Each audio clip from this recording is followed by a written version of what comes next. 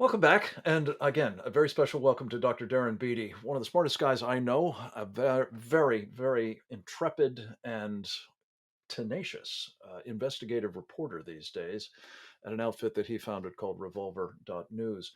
Um, we were talking about this caper, for want of a better term, by some, well, FBI agents that really did not stand up to scrutiny in a trial for a case they brought against a number of, as you say, hapless individuals accused of plotting to kidnap the governor of Michigan and maybe do worse than that.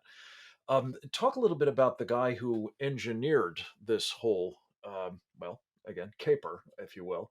And what did he go on to do after this one? Well, that's a great question, and the answer to that is pretty remarkable. So, the person who is in charge of the Detroit field office of the FBI, which would have overseen this entrapment operation, this Michigan hoax kidnapping plot, his name is Stephen D'Antuono. And just days after the initial arrests associated with this failed Michigan kidnapping plot, FBI Director Christopher Wray promoted him to the coveted spot at the DC field office, where he so conveniently went on to oversee the January 6 investigations. Oh, you can't make this Now, stuff up. it's a remarkable connection, and it's a Yeah. remarkable connection that has to be understood within the context of other strong parallels between the Michigan case and the January 6th case. So, in the Michigan case, we know it conventionally as a kidnapping plot, but it actually also involved a plot to storm the Michigan state capitol, to go into the state capitol.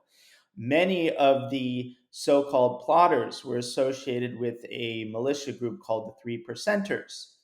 And the Three Percenters is one of the three main militia groups imputed to the kind of quote unquote insurrectionary activity of January 6th. And so you see these remarkable parallels in addition to the timeline, where these arrests were in October, just months before this so called insurrection of January 6th, where you have the same type of plot, the same type of militia groups, someone who oversaw the Michigan investigation turning out to be promoted quietly to the DC field office. And yet, in the Michigan case, you end up having a Fed infiltration ratio of 12 out of 26.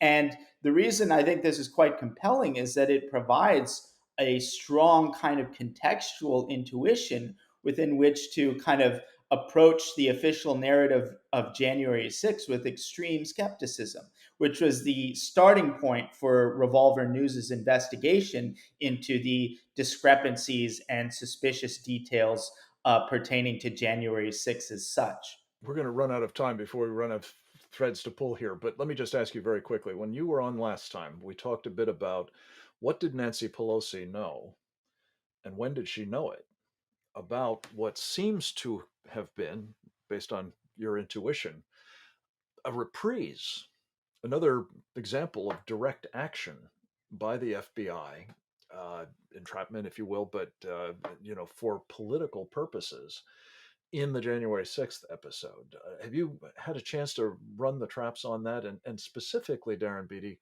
why it was that presumably at Nancy Pelosi's direct orders, not only was the Capitol not made more secure in light of intelligence they had that something bad might happen that day, but it was actually at a lower level of security than on a normal day.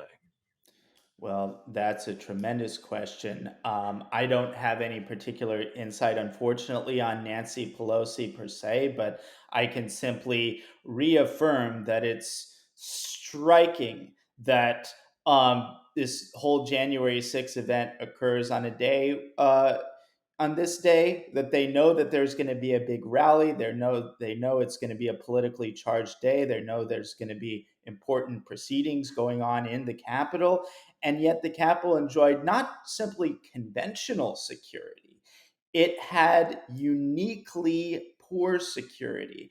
And there's so many other details that cast Open doors in some Yes, cases, that cast not least. additional suspicion on this because just the day prior, there was this so called Hippies for Trump van. Revolver.news reported on it. Remarkably, the media was silent on it, but they had this van that was apprehended right outside of the Department of Justice the day before January 6th with people with guns and explosives who were presumably part of this pro Trump contingent who was going to be there for January 6th. And so, in that context, they don't agree to calls for additional security on January 6th. This Made, is among very others, by suspicious thing. President Trump himself, needless to say. Precisely. Darren, Yes. this is a subject to which we have to return with you soon. This is, again, a thread that I think is vital that we pull on harder.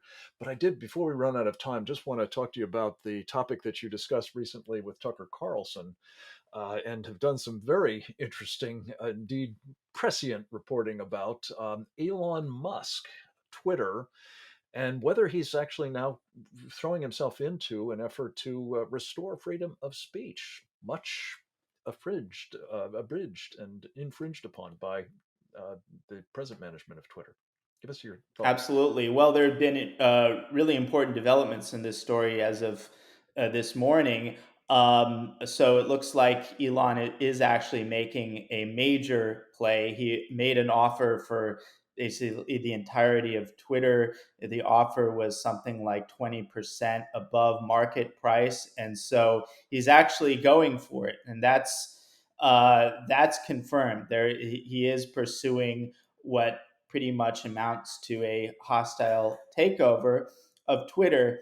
And I think it's one of those things that it's one of the very few things that is not kind of fake and performative. If he actually goes through with it, which it looks like he has every intention of doing, I said on Tucker, and we put it in the Revolver piece. This really amounts to a declaration of war on the regime. This is not an ordinary hostile This kills me to takeover. say it. We're out of time. Darren, Ah, this is the moment where I really want to get in much more into detail with you. Come back next week if you would. There's so much yes, more here that needs to be addressed.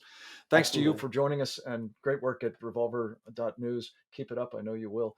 Thanks to the rest of you for joining us for this edition of Securing America. I hope you found it well helpful to you in helping us protect our country. Until next time, this is Frank Gaffney.